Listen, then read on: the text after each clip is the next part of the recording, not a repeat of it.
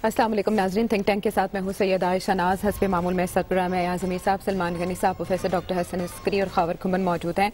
नाज़रीन, वज़ीर-ए-आज़म पाकिस्तान को हमने सुना, उन्होंने जब ऐसे में बेरोज़गारी और महंगाई के झक्कड़ चल रहे हैं, एक ठंडी हवा का झोंका था जो उन्होंने बताया कि अब पाकिस्तान में सस्ती बिजली मिलेगी। इक़्तिदार मिलते वक्त दो बोझ थे, एक तो ये कि जो पिछली हुकूमतों ने कर्जे लिए वो, और दूसरा पावर सेक्टर। महंगी बिजली की वजह से हम इस खित्ते के दीगर ममालिक के साथ मुकाबला नहीं कर सकते थे, सनती तरक्की में उनसे मुकाबला नहीं कर सकते थे। तो अब जो IPP से नया मुआहिदा हुआ है, 13 नकात हैं उसके, उस पर साइन हो चुके हैं। इससे पैदावारी लागत और गर्दिशी कर्जा कम करने में मदद मिलेगी। लेकिन या साहब, वही इससे पहले भी बड़ी खुशखबरियां सुनाई जाती हैं, इस खबर पे कितना यकीन करना चाहिए? और अगर ये मुआहिदा कामयाब हो जाता है, सस्ती बिजली मिलती है, तो उसके फवायद कहाँ कहाँ होंगे? पाकिस्तानी कौम समझ जाए, 3 शराइत पूरी ना हो, पाकिस्तान की इकोनॉमिक रिकवरी, मैशत की बहाली नहीं हो सकती। एक, सर्कुलर डेट बिजली का ख़त्म ना हो। दूसरा ये कि ये जो आज़ाद पावर प्रोड्यूसर्स हैं इनके साथ असर नाव मुआहिदे ना हों। और तीसरा ये जो हमारी आज बहस का मौजू नहीं है, जो ये स्टील मिल और PIA को हम पैसे देते हैं, ये 3 जब तक वो ठीक ना हो तो नहीं हो। जो मुआहिदे ये इन इंडिपेंडेंट पावर प्रोड्यूसर्स के साथ हुए थे, अगर कोई बाहर की फौज आती, फर्ज कर ले मिसाल के तौर पे चंगेज़ खान की यहाँ पे फौज आती और मुआहिदा बंदूक पे, तलवार पे पाकिस्तान से करती, इससे सख्त मुआहिदे नहीं हो सकते थे। अंग्रेज दोबारा हिंदुस्तान और पाकिस्तान पे काबज हो जाएं, ये मुआहिदे जो पीपल्स पार्टी हुकूमत ने किए और बाद में नून लीग हुकूमत ने किए, उससे ज्यादा सख्त एक फातेह फौज नहीं कर सकती थी, जो पाकिस्तान के तौक में, वो जो गर्दन में ये तौक जो है लटका रहा इसका। ये तो जब आए थे नवाज शरीफ, इन्होंने, आपको याद होगा, पहला इकदाम बजट नहीं आया था तो एक ही झटके में, एक ही वो झलमे में इसने इसहाक डार ने वो 450 बिलियन रुपए जारी किए, वो इनको दे दिए थे, बगैर प्रोसीजर, बगैर ऑर्डर, बगैर और ये पहला हुक्मरान है, आप इस पे और जो तनकीद करें, जिसने IPPs की तरफ कुछ हाथ तो बढ़ाया है। ये अग्रीमेंट नहीं हुई, ये मेमोरेंडम ऑफ अंडरस्टैंडिंग, MOU, हाँ जी, ये याददाश्त एक है कि हमने ऐसे करना है। अब ये हमें उम्मीद करनी चाहिए कि एक्चुअल अग्रीमेंट हो। ये भी याद रखना चाहिए कि जो हुकूमती नेगोशिएटिंग टीम थी उसमें कौन कौन लोग शामिल थे। जहां पे पावर सेक्टर के लोग थे, हुकूमत के लोग थे, तो एक ऐसे शख्स भी थे जो कि मैं अब मिसाल क्या दूं, जैसे वो JIT में भी 2 आदमी बैठे हुए थे ना जी, जब वो नवाज शरीफ की JIT थी, 6 आदमियों में से 2, तो एक उस किस्म के आदमी भी थे। मतलब है कि ये जो MOU हुआ है, ये कोई ऐसे जाते जाते आसान तरीके से नहीं हुआ। उन पे कुछ थोड़ा बहुत, मैं ये नहीं कहूंगा कि गर्दन पे पैर रखना पड़ा है, लेकिन कुछ ना कुछ करके, नहीं तो इन्होंने तो पाकिस्तान को यरगमाल बनाया हुआ था, निचोड़ लिया था, अच्छा खासा प्रॉफिट। ईस्ट इंडिया कंपनी ने इतना यरगमाल नहीं बनाया हिंदुस्तान को जितना कि IPPs ने बनाया। और कोई हुकूमत ये पहला हुक्मरान है, हुक्मरान ये जो रूलिंग अरेंजमेंट है जिसने कम से कम ये किए। अब मैं जो हूँ सारी मुझे समझ नहीं है कि इसका मतलब क्या होगा, कि वो जो कई चीजें मेरी समझ से बाहर हैं कि ये पार में ये फलाना फलाना फलाना, पर हम कैपेसिटी चार्जेस दे रहे थे, डॉलरों में दे रहे थे, बिजली नहीं प्रोड्यूस हो रही, हम पाबंद थे कि हम देंगे और डॉलरों में देंगे। वो कई शिकों में डॉलरों से हम रुपए पे आ गए, हमारा रुपया कुछ काम तो आएगा। लेकिन ये जो है, ये पहला अच्छा कदम है, लेकिन होना ये चाहिए था। अगर किसी हुकूमत में हिम्मत होती तो ये जो पावर सेक्टर है इसको कौमियाया जाना चाहिए था, नेशनलाइज करना चाहिए था। आप इस महंगी बिजली और इसके साथ आप मुल्क तरक्की हो सकता है, हम तो वो गिरवी होके यरगमाल बन गए थे। ये एक अच्छा कदम उठाया गया है और इसको खिराज तहसीन पेश करना चाहिए, और ये उससे हिलने ना पाए।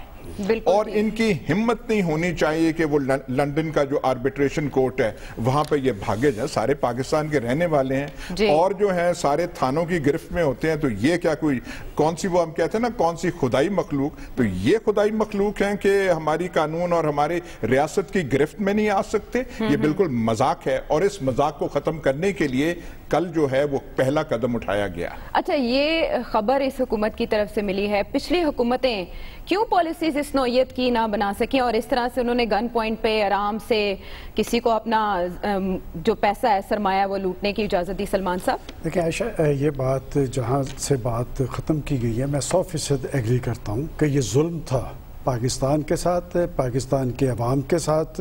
ये IPPs कौन है कि इन्होंने किस तरह पाकिस्तान और पाकिस्तान के अवाम को लूटा, इस पे कोई दो आरा मौजूद नहीं है। और उसके बाद जब नवाज शरीफ साहब बरसे इक़्तिदार आए तो उस वक्त मुल्क के अंदर 18 घंटे की लोड शेडिंग थी।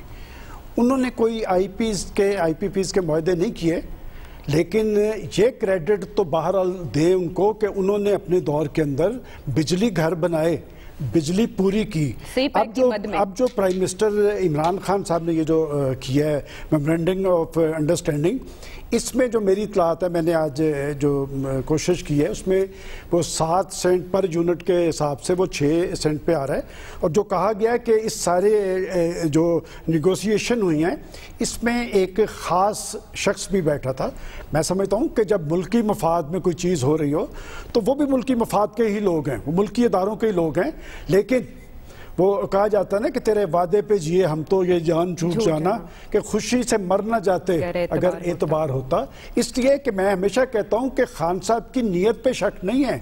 आपको याद होगा कि जब उन्होंने पेट्रोलियम की कीमतों में 25 रुपए की कमी की थी तो वो कन्फ्लिक्ट ऑफ इंटरेस्ट वाले लोग हुकूमत के अंदर बैठे थे। आज भी मैं 5 कंपनीज बता सकता हूँ, वो सारे हुकूमती ज़िम्मेदार हैं कि जिस स्पिरिट के मुताबिक ये काम किया गया है उसी स्पिरिट के मुताबिक इस पे अमल दरामद होना चाहिए। और बात ये, मैं तो इससे आगे की बात करता हूँ कि ये IPPs करने की ज़रूरत क्यों पेश आई। देखें, बात ये कि हमारे पास क्या पानी मौजूद नहीं था, पन बिजली के क्यों नहीं लगाया गया बिजली का, इसलिए कि वो बिजली के, देखें मैं कालाबाग डैम इस मुल्क के अंदर एक कंट्रोवर्शियल चीज़ बन गई। कालाबाग डैम बना होता, बर वक्त बना होता कि यहाँ पर तो वर्दियों को तहफ़्फ़ुज़ तक की रेजोल्यूशंस पास होती रही, लेकिन कालाबाग डैम को ज़िया-उल हक के दौर में क्यों नहीं बनने दिया गया। उसमें भी एक जनरल साहब इन्वॉल्व थे। मैं समझता हूँ सबसे आसान बिजली, सस्ती बिजली वो तो पानी के जरिए बन सकती थी। उससे इसलिए सरफे नजर बढ़ता गया कि उसमें कमीशन नहीं है, उसमें खाबे नहीं है।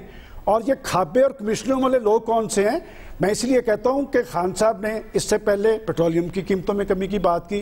क्या हुआ कौम के साथ कि सिर्फ 24 दिन के अंदर पहले तो पेट्रोल गायब कर दिया गया और फिर खान साहब को सरेंडर करना पड़ा उनके आगे, इसलिए कि वो हुकूमत के अंदर मौजूद थे। उसके बाद मैं नहीं जिक्र करना चाहता, रोज रोज चीनी की बात थी, आटे की बात थी, दवाइयों की बात थी।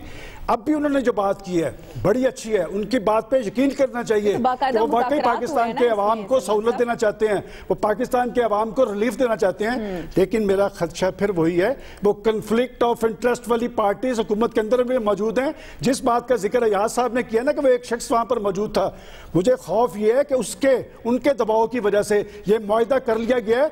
हमें बिजली चाहिए, ये ना हो कि बिजली से भी हम जाएं।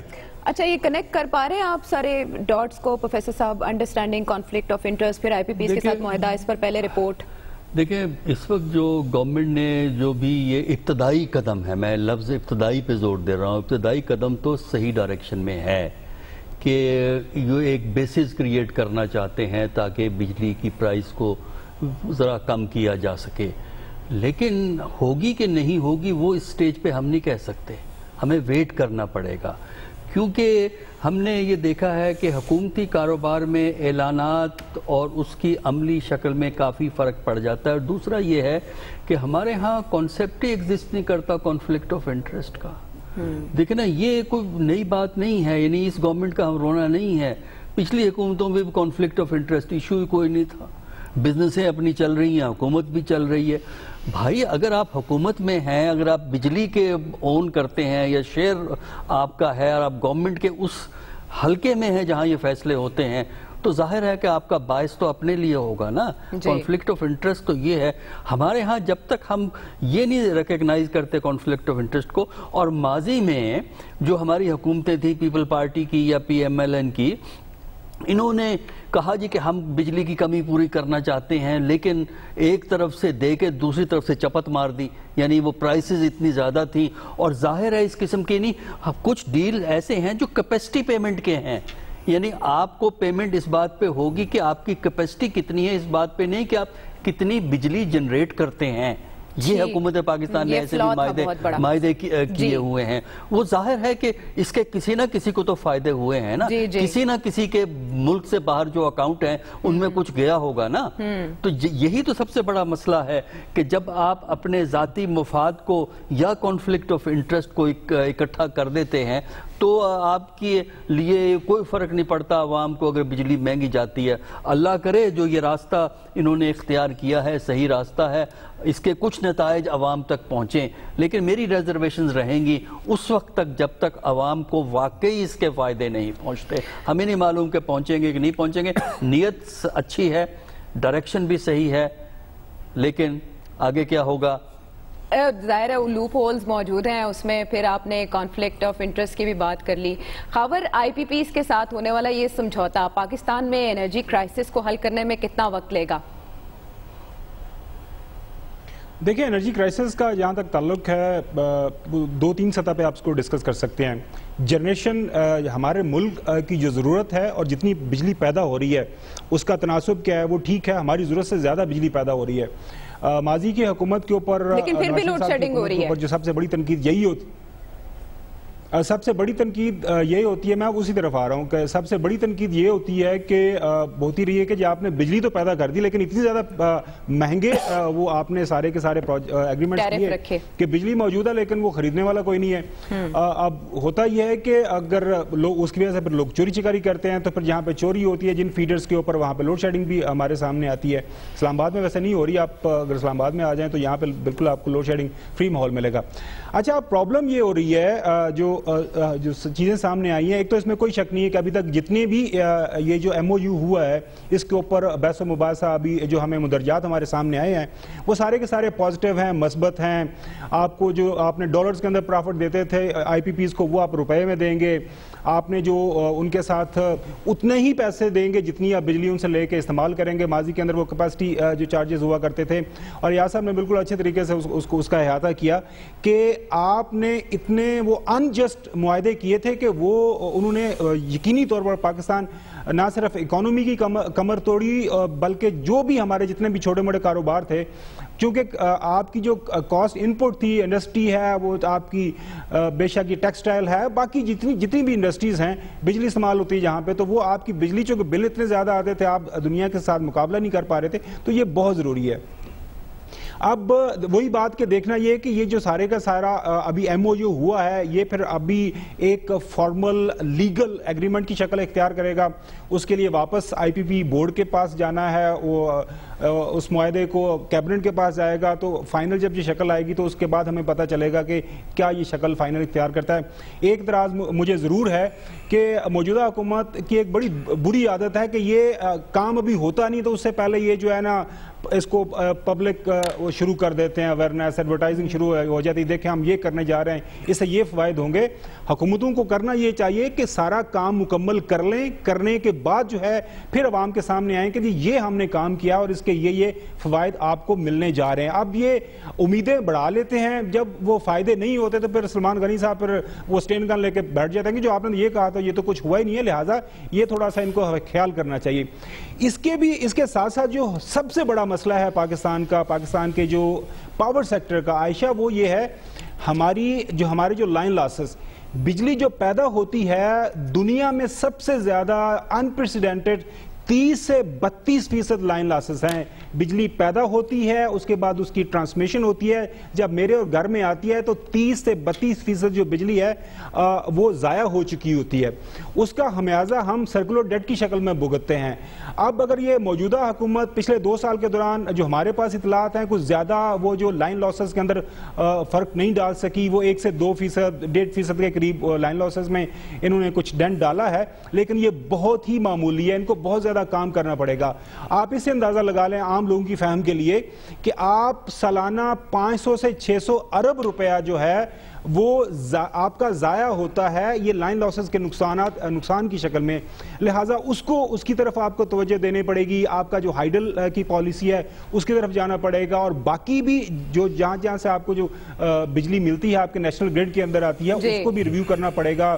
میرٹ بیس اپوائنٹمنٹس کرنی پڑیں گی. بالکل صحیح کہا ڈاکٹر صاحب نے کہ یہ جو کانفلکٹ انٹرسٹ والا چیز ہے کہ آپ نے جو لوگ جن جگہوں پہ بٹھائے ہوئے ہیں ان کے اوپر نظر رکھنی پڑے گی کہ کیا یہ لوگ جو ہیں حکومت کے لیے کام کر رہے ہیں, مفاد عامہ کے لیے کام کر رہے ہیں, یا پھر یہ ہلکی پھلکی اپنی ملائی کھانے کا بھی بندوبست کرتے ہیں.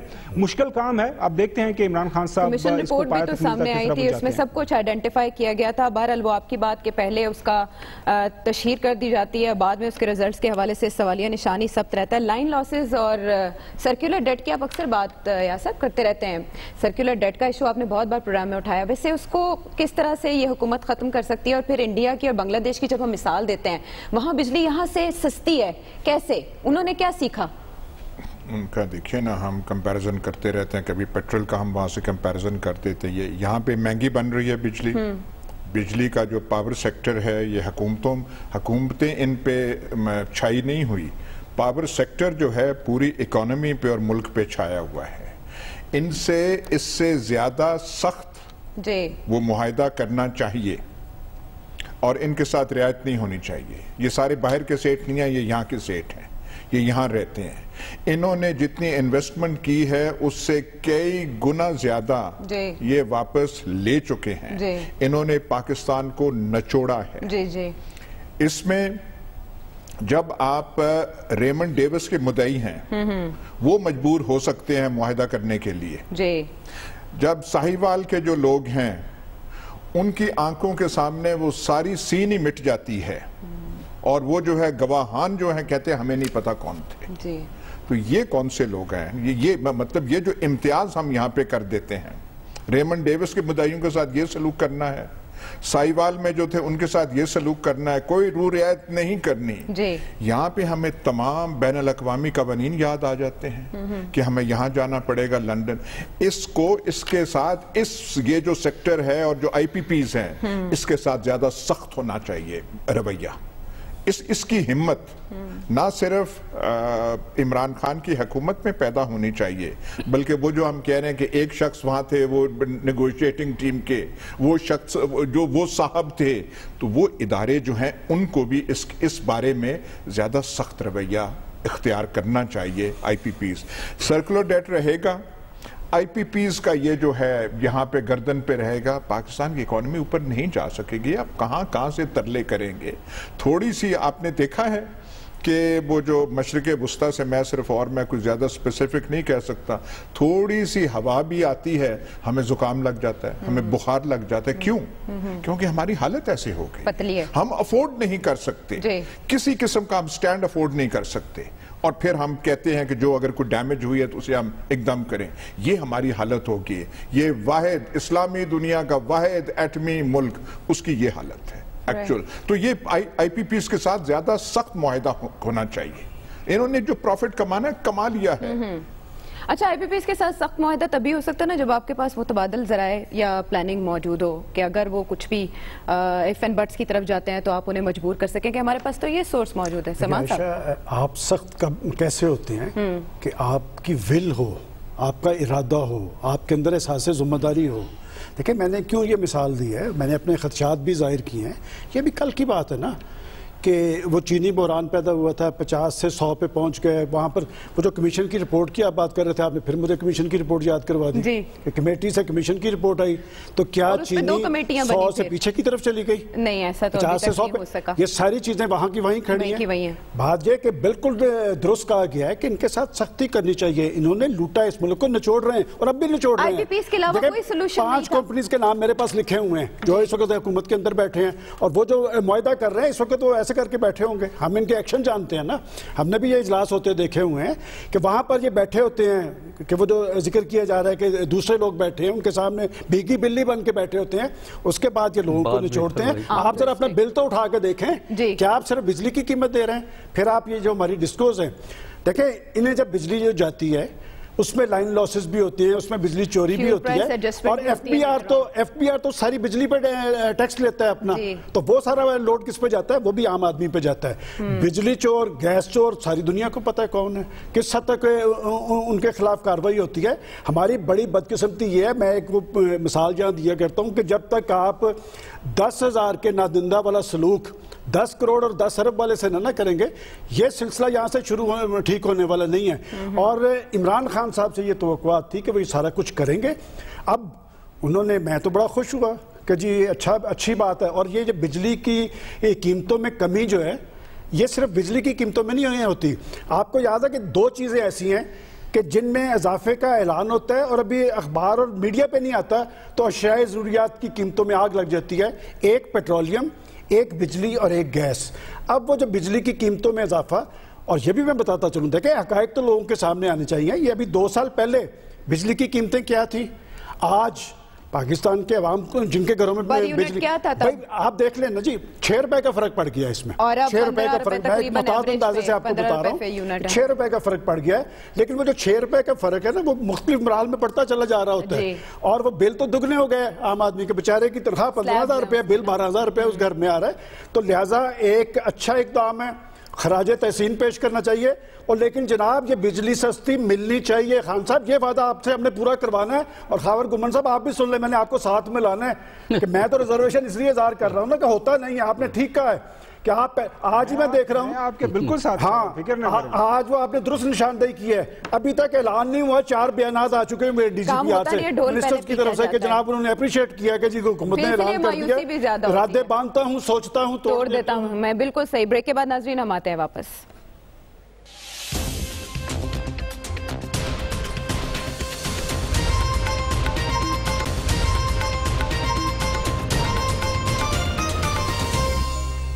Welcome back to the show. I P Ps کے ساتھ ہونے والے سمجھوتے کے حوالے سے ہم نے گفتگو کی. اب اس کے مستقبل پہ انحصار ہے کہ حکومت کس حد تک عمل کرتی ہے, کب یہ خواب تعبیر کو پہنچتا ہے. آگے بڑھتے ہوئے ہم ذرا کچھ وزیر اعلیٰ پنجاب عثمان بزدار کی بات کر لیتے ہیں, جن کی بے بسی پہ ایاز صاحب نے بھی لکھا ہے کہ جواب دہی کے لیے کوئی چھوٹے افسر نہیں بلائے جا رہے, بلکہ صوبے کے وزیر اعلیٰ بلائے جا رہے ہیں.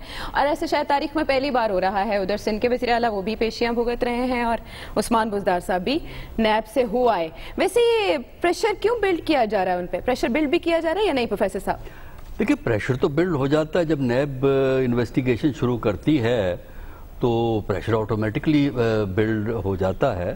لیکن جہاں تک ان کے سروائیول یا غیر سروائیول کا تعلق ہے, اس کا بھی حال وہی ہے جو بجلی کے معاہدوں کا ہے. اور کیونکہ اس کی جو کنجی ہے وہ بھی بڑے لوگوں کے پاس ہے. ان کے مستقبل کی کنجی پاکستان کے ایک بڑی شخصیت کے ہاتھ میں ہے, جس کو ہم وزیر اعظم کہتے ہیں. اسی طرح آئی پی پی میں بھی اٹھا کے, آئی پی پی کی لسٹ اٹھا کے دیکھیں, اس میں بھی بڑے بڑے نام ملتے ہیں. تو اب پرابلم یہ ہے کہ ہم جیسے عام بندوں کا تو وہاں تک پہنچ ہی نہیں ہے جہاں یہ فیصلے ہوتے ہیں کہ کس کو رکھنا ہے اور کس کو نکالنا ہے. تو اس وقت جو ہے پریشر تو ان کے اوپر ہے, لیکن اس پریشر سے براہ راست اس وقت تک فرق نہیں پڑتا جب تک کہ عمران خان صاحب فیصلہ نہیں کرتے, کیونکہ ان کو سلیکشن عمران خان کی ہے, ان کا سروائیول عمران خان ہے, اور آئندہ بھی اگر وہاں فیصلہ ہوگا تب ہوگا. البتہ یہ ہے کہ یہاں معاملے اگر بگڑ جائیں تو شاید عمران خان کے لیے چوائس نہ رہے. لیکن لانگ رن میں میرا خیال یہ ہے کہ اگر اس ضد پہ قائم رہیں گے تو عمران خان کے لیے اس کی پولیٹیکل کاسٹ ہوگی, کیونکہ پنجاب جو ہے پاپولیشن کے لحاظ سب سے بڑا پروونس ہے. اگر یہاں پہ ایشوز صحیح ہینڈل نہیں ہوتے تو پھر میرا خیال ہے اس کی اوورآل کاسٹ ان کو اگلے الیکشن میں نظر آئے گی. میرا خیال ہے کہ تھوڑا سا فہم و فراست سے کام لینے کی ضرورت ہے, سیاسی حقیقتوں کو سمجھنے کی ضرورت ہے, تبھی آپ فیصلے کر سکتے ہیں. اگر کچھ ذاتی کنسیڈریشنز ہیں, اگر کچھ ذاتی پریفرنسز ہیں, تو پھر اس سے سیاست جو ہے نا وہ پھر ذاتی سیاست بن کے لانگ رن میں نقصان پہنچاتا ہے. اچھا, بلایا کسی اور معاملے میں تھا لیکن پھر سوال کچھ اور بھی اٹھائے گئے. خاور اس سے پہلے ہم نے دیکھا کہ نیب نے جس کو بلایا, علیم خان ہو, سبطین خان ہو, بابر اوان ہو, سبھی نے استعفیٰ دیا. اسی وجہ سے اس پر شکوک و شبہات کا اظہار کیا جا رہا ہے اس بلاوے پہ. آپ کا کیا خیال ہے؟ دیکھیں، ایک تو آج میں یقینی طور پر اپنے جتنے بھی میرے ریسورسز ہیں ان کے ذریعے انفارمیشن پہنچانے کی کوشش کروں گا بنی گالہ میں، کہ ہمارے پروگرام میں سابقہ چیف منسٹر ہیں، ان کا مشورہ مان لیں عمران خان صاحب، خدارا سنیں کہ پنجاب کو کس طرح چلانا ہے، کیونکہ یہ فرسٹ ہینڈ ایکسپیرینس ہے ڈاکٹر صاحب کے پاس. اگر نہیں چل رہا، اگر آپ لوگ لاہور میں بیٹھ کے دیکھ رہے ہیں کہ پنجاب نہیں چل رہا، محسوس کر رہے تو اس کا مطلب ہے پنجاب نہیں چل رہا. دوسری بات میں یہ بھی ضرور بات کرنا چاہوں گا کہ ہمارے پرائم منسٹر عمران خان کی طرح جو ہے سلمان غنی صاحب میں کے دل میں بھی غریبوں کا درد ہے، اور مجھے کوئی اس میں شک و شبہ نہیں ہے جب یہ حکومت 5 سال پورے کرے گی تو شاید غریبوں کے حال بہتر ہو جائیں گے. جہاں تک کہ عثمان بزدار کا تعلق، عائشہ، میں پہلے دن سے میرا یہ ماننا، میں سلمان غنی صاحب کی طرح ہمیشہ سے یہ کہتا آیا رہا ہوں کہ جس دن عمران خان کو یہ پتہ چل گیا نا کہ عثمان بزدار نے واقعہ ہی کرپشن کی ہے، واقعہ ہی کچھ پیسے کمائے ہیں، واقعہ ہی اپنے رشتہ داروں کے نام کچھ جائیدادیں بنائی ہیں، یا ملک سے باہر یا دبئی کے اندر کوئی پراپرٹیز خریدی گئی ہیں، یا بیرون ملک کوئی اکاؤنٹ کھولا گیا ہے وایا بٹھنڈا کو پیسے ویسے ٹرانسفر ہوئے ہیں جس طرح کی خبریں آ رہی ہیں، تو let me tell you next day Usman Buzdar نہیں ہوگا. پنجاب کے اندر حکومت بچتی ہے نہیں بچتی، کوئی آلٹرنیٹ ہے یا نہیں ہے، تو اس میں کوئی دو رائے نہیں ہے. لاسٹ ٹائم جب عثمان بزدار صاحب اسلام آباد کے اندر آئے تھے تو جو ملاقات ہوئی تھی عمران خان صاحب کے ساتھ، تو عمران خان صاحب نے بڑی واضح ہدایت ان کو دی تھی کہ آپ کے اوپر الزامات ہیں، آپ جائیں نیب کے سامنے پیش ہوں، جو بھی وہ سوال و جواب کرتے ہیں تو وہ آپ ان کے جواب دیں. جو الزام ہے اس پہ تھوڑی سی بات کرنا ضروری ہے. دیکھیں، ایک ڈی جی لیول کا ایک پرماننٹ ایشو ہوا ہے. اب ڈی جی یہ نہیں کہہ سکتا کہ میں نے وربل آرڈرز فلانے پہ کیا، میرے سیکٹری نے مجھے کہا، یا چیف منسٹر صاحب نے کوئی پریشر ڈلوانے کی کوشش کی تھی. اگر وہ وعدہ معاف گواہ بنے تو ان کو یہ ثابت کرنا ہوگا کہ واقعی یہ میں نے انڈر ڈیورس یہ پرماننٹ ایشو کیا تھا، اور یہ اس کے اوپر جو الزامات لگ رہے ہیں 5-6 کروڑ روپے کے رشوت کے، وہ واقعی حقیقت کے اندر ہے. یہ شراب والا جو کیس ہے، اس میں ہرگز مجھے کوئی چیز اتنی کوئی سالڈ نظر نہیں آ رہی جو عثمان بزدار صاحب کی تبدیلی کا باعث بنے. جہاں تک باقی اثاثہ جات ہیں، اگر کوئی واقعی آگے پیچھے، کیونکہ حکومتی سطح کے اوپر جب آپ ہوتے ہیں تو پھر آپ کے اکاؤنٹ میں 20 کروڑ روپیہ یکدم اپیئر ہو جاتا ہے، آپ کو پتہ بھی نہیں چلتا، تو آپ کے کسی تیسرے اکاؤنٹ کے اندر کو پیسے آ جاتے ہیں. یہ ہماری حکومتوں کے اندر ہوتا رہا ہے. اب کیا عثمان بزدار صاحب نے بھی کوئی ایسا کلیہ استعمال کیا ہے؟ اب دیکھتے ہیں کہ سوال ملے، اب انہوں نے جواب دینے آئے، وہ اکیلے تھے، وہ مریم نواز کی پیشی کو انہوں نے تھوڑا انڈو کرنے کی کوشش کی، امپریشن کو. ایاز صاحب، کون چینج کرنا چاہتا؟ اپوزیشن تو نہیں چاہ رہی عثمان بزدار چینج ہو. عثمان بزدار کہیں نہیں جا رہے، یہ سٹینگ. عمران خان بھولے ہوں گے کئی لوگوں کی نظروں میں، وہ اتنے بھولے نہیں ہیں. آپ عثمان بزدار کو ہٹانا کوئی آسان چیز ہے؟ آپ کے پاس اسمبلی میں جو سٹرینگتھ وغیرہ ہے وہ تو پہلے دیکھ کے پھر بات کرنی چاہیے. آپ کس کو ریپلیس کس کو کریں گے؟ جو الائز ہیں ان کے جو چودھری ہیں وہ ان کو ایک پل بھی عمران خان کو نہیں بھاتے، ان کو ذاتی طور پہ پسند نہیں کرتے جو بھی وجوہات ہوں، اور انہیں شک کی نگاہ سے دیکھتے ہیں. جب تک عددی پوزیشن پنجاب اسمبلی میں چینج نہ ہو، جس کا مطلب ہے کہ کوئی ٹولہ نون لیگ سے ٹوٹ کے نہ آئے اور ان کی پوزیشن سٹرونگ ہو، عمران خان بشاک خاور گمن کہتے رہے کہ اثاثہ جات بنے ہیں یا نہیں ہیں، وہ اتنے بھولے نہیں ہیں کہ یہ پتا ہو کہ اس کی کرپشن ہے تو اسے نکال دیں. جہانگیر ترین کو نکالنے کا وہ وجہ نہیں تھی کہ جی وہ کرپشن چینی شینی، وہ اور وجوہات نکالنا چاہتے تھے، وہ عذر ہاتھ میں آ گیا اور اسے چلتا کیا جو سب سے نزدیک ترین آدمی تھا. یہ ہے کہ عمران خان کو پنجاب کی سیاسی ریالٹیز کو نہیں سمجھتے، وہ ساری باتیں نہیں ہوتی عثمان بزدار کی. عثمان بزدار جس طریقے سے بھی ہوں، وایا بٹھنڈا یا وایا پاک پتن، اب جو رہ رہے ہیں وہ پنجاب کی سیاسی حقیقتیں ہیں، ریالٹیز ہیں، جس کی وجہ سے وہ رہ رہے ہیں. یہ چھوٹی موٹی چیز ہے، پیشی نیب کی، اور یہ کر کے وہ آئے گی اور جائے گی. عثمان بزدار فی الحال جو ارتھمیٹک، جو ریاضی پنجاب اسمبلی کی ہے، اس کو سامنے رکھتے ہوئے وہی رہیں گے. وہ انہوں نے بہکاوے میں آنا ہوتا تو پہلے کر دیتے, علیم خان کو کر دیتے, فلانے چیف منسٹرز کی تو اتنی لائن یہاں پہ ہے جتنے ایک پٹواری کے امیدوار نہیں ہوتے جتنی کہ پنجاب کی چیف منسٹری کے لیے. جہاں محمود بھی ہے, علیم خان بھی ہے, فلانا بھی ہے, عثمان بزدار کہیں نہیں جا رہا, کہیں نہیں جا رہے. پیشیاں وہ ہوں گی جو ہوں گی. وہ جو اس نیک کام کو بھی انہوں نے خراب کر دیا ہے وہ اپنی علیحدہ بات ہے, لیکن وہ کہیں نہیں جا رہے. اچھا, اگر چینج ہوتا ہے, وہ تو ایاز صاحب نے کہہ دیا نہیں ہونے جا رہے, کچھ لوگ یہ بھی کہہ رہے تھے چہ مگویاں کر رہے تھے, ظاہر ہے وہ خواہشوں کے گھوڑے تو دوڑا رہے ہیں بہت سے لوگ کہ محرم کے بعد جائیں گے, اب جائیں گے تب جائیں گے. اگر ہوئی ہے تبدیلی تو کیا وزیر اعظم کی مرضی سے ہوگی؟ اگر آپ کو یاد ہو, میں نے لاسٹ ویک اس لیسنس کے بارے میں ایک بات کہی تھی کہ کوئی پنجاب کا ذمہ دار بیوروکریٹ اتنا بڑا رسک عثمان بزدار کے کہنے پہ لینے والا نہیں تھا. میں نے یہ بات کہی تھی آپ کو. اور دوسرا جو اس وقت کے پرنسپل سیکرٹری ہیں, میں حیران ہوں کہ پاکستان کے اندر آج بھی ایسے بیوروکریٹس موجود ہیں کہ لوگ ان کی قسم دیتے ہیں. راحیل صدیقی صاحب. اور یہ ٹیسٹ کیس تھا ساتھ میں کہ جی یہ پتہ چلنا چاہیے کہ دیکھیں عثمان بزدار صاحب بھی بیروزگار کرتے ہیں. ویسے تو جو نیب کی پیشی میں جو خبریں دنیا چینل پہ میں نے دیکھی ہیں کہ وہ کسی جو 60-70 کے قریب سوالات تھے, صرف وہ 12 کے جوابات دیے گئے تھے شراب کے لائسنس کے بارے میں. اور اب وہ ڈیرہ غازی خان کی جائیدادیں اور رشتہ داروں کی لوٹ مار وہ سامنے آ گئی. تفصیلات. اب بات یہ کہ سیاسی حقیقتوں کی بات ہے, تو سیاسی حقیقتیں تو سب کو پتہ ہے کیا ہے, کہ کیا یہ سیاسی حقیقت نہیں ہے کہ ان کا نظریاتی کوئی تعلق نہیں تھا تحریک انصاف سے؟ کیا یہ سیاسی حقیقت تحریک انصاف والوں کو نہیں پتہ کہ وہ سب سے آخر میں آنے والے تھے؟ کسی وجہ سے تو انہیں یہاں پر لایا گیا تھا, اور میرا خیال ہے جس وجہ سے جس شخص نے ان کو یہاں پر لگایا تھا وہ اسے جسٹیفائی کرتے ہیں. اس لیے کہ پنجاب کو لاہور سے چلانا مقصود نہیں تھا یا ملتان سے چلانا مقصود نہیں تھا, یہ بنی گالہ سے چلانا مقصود تھا. جہاں تک ان کی چینج کی بات ہے, دیکھیں وہ مشکلات میں تو گھر چکے ہیں. وہ ہمارے جناب پرائم منسٹر کے وسیم اکرم پلس تھے, وہ ایک آئیڈیل تھے. انہوں نے کہا ان کے گھر کے اندر تو بجلی نہیں ہے. اب کیا صورتحال ہے میں کچھ نہیں کہنا چاہتا, یہ آپ ڈیرہ غازی خان کے لوگوں سے پوچھیں.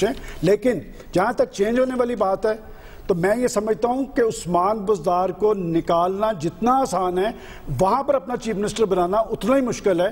لہٰذا میں اس بات سے ایگری کرتا ہوں کہ نکالے گا وہی جس نے بنایا ہے, چونکہ اور کسی کی تائید اور حمایت حاصل نہیں تھی. البتہ یہ جو نیب میں ان کی پیشی ہوئی ہے نا, یہ بڑی معنی خیز ہے, اس لیے کہ پنجاب حکومتی ذمہ داران کو جہاں سے ڈائریکشن آئی ہے یا جہاں سے کہا جاتا ہے کہ گورننس یقینی بنانی ہے, وہ 2 سال سے کہہ رہے تھے کہ پنجاب ڈیلیور کرتا نظر نہیں آ رہا.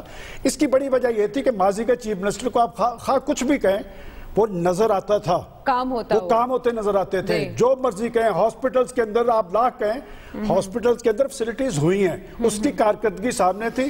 لہٰذا یہ جن کی ریزرویشن تھی ان کی وجہ سے ہی وہ وہاں پر پیش ہوئے ہیں.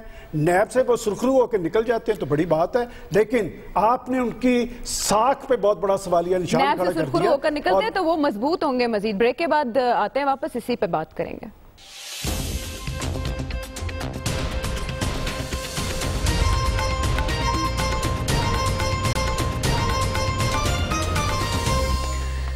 ویلکم بیک ٹو دی شو. وقت حسب معمول ہمارے پاس مختصر ہے, تو پروفیسر صاحب الزامات سے ساکھ ضرور متاثر ہوتی ہے کسی نہ کسی حد تک. کیا نیب اتنا با اختیار ہے کہ کسی آئینی منصب پر بیٹھے ہوئے کسی بھی شخص کو بلائے اور کوئی بھی سوال کر لے؟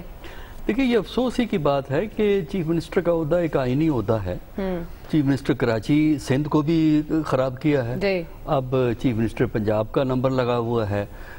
لیکن ہم یہ دیکھتے ہیں کہ یا تو یہ ہو نا, آپ کیس فائل کریں, 1-2 دفعہ انکوائری کرنے کے بعد 1-2 دفعہ موقع دینے, 1-8 دفعہ موقع دینے کے بعد سیدھا کیس فائل کریں اور کورٹ میں کنوکشن کروائیں نا. اب ہم یہ دیکھ رہے ہیں کہ لوگوں کو بلایا جاتا ہے کہ ادھر کھینچو ادھر کھینچو, اور اس کے بعد اگر فیکٹس کچھ بھی نہ ہو تب بھی کیس بند نہیں کیا جاتا, کیس کو رکھ دیا جاتا ہے کہ کبھی ضرورت ہوگی نکال لیں گے, 20 سال ہوں چاہے 30 سال ہوں. تو میرا خیال یہ ہے کہ ہمارے پاس ایسی کوئی مثال نہیں ہے. ہمارے سابق وزیر اعظموں کو بلایا گیا اور لوگوں کو, بڑے بڑے لوگوں کو بلایا گیا سیاست کے بیک گراؤنڈ کے. مجھے آج تک نظر نہیں آیا کہ کسی بڑے سیاستدان جس پہ پیسے کھانے کا الزام لگایا اس سے 2 ٹکے بھی نیب نے واپس لیے ہوں. جو نیب پیسے لیتی ہے نا, وہ انڈیویجول کو پکڑ لیتے ہیں, ہاؤسنگ سوسائٹیز کو پکڑ لیتے ہیں, اور کوئی فراڈ کر رہا ہوتا اس کو پکڑتے ہیں, اس سے پلی بارگین کرواتے ہیں. کورٹ سے کنوکشن کروائیں تو تب تو بات بھی ہے.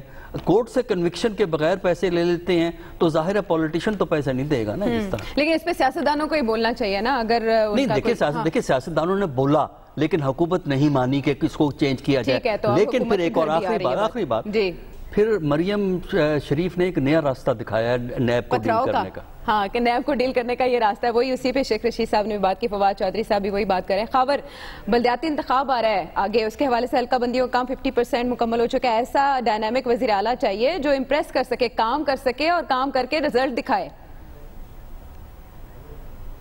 دیکھیں اس میں تو کوئی دو رائے نہیں ہے کہ کام جو کرتا ہے وہ آن گراؤنڈ نظر آتا ہے, اور election is the best way جس سے آپ جج کر سکتے ہیں کہ کوئی وزیر اعلیٰ کتنا متحرک ہے.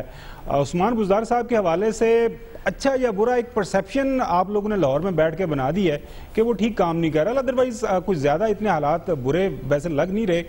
جہاں تک تعلق ہے کہ جی نیب کے اندر بلانا یا نہ بلانا, بدقسمتی کہیں ہمارے ملک کے اندر جو احتسابی عمل ہے وہ ٹھیک طریقے سے نہیں چل رہا, اس کے اندر ریفارمز کی ضرورت ہے. لیکن وہ ہماری سیاسی تقسیم اتنی زیادہ ہے کہ کیا کریں, اس کا ابھی اس میں تھوڑا وقت لگے گا اس کو ریفارم ہونے میں. باقی ایک بات بڑی واضح ہوئی ہے, ویسے وہ بڑی ایک کمپیریزن اگر کریں نا کہ عثمان بزدار کے پرنسپل سیکرٹری کے اوپر صرف 4-5 کروڑ کا الزام لگا ہے, نواز شریف صاحب اور محترم شہباز شریف صاحب کے پرنسپل سیکرٹریز کے اوپر انہی کے جو ہے. بالکل ٹھیک خاور, سمجھ گئے ہم آپ کی بات. بہرحال عثمان بزدار صاحب کہیں نہیں جا رہے. ناظرین پروگرام کے والے سے فیڈ بیک ضرور دیجیے گا. اگلے پروگرام تک کے لیے اللہ نے کے بان.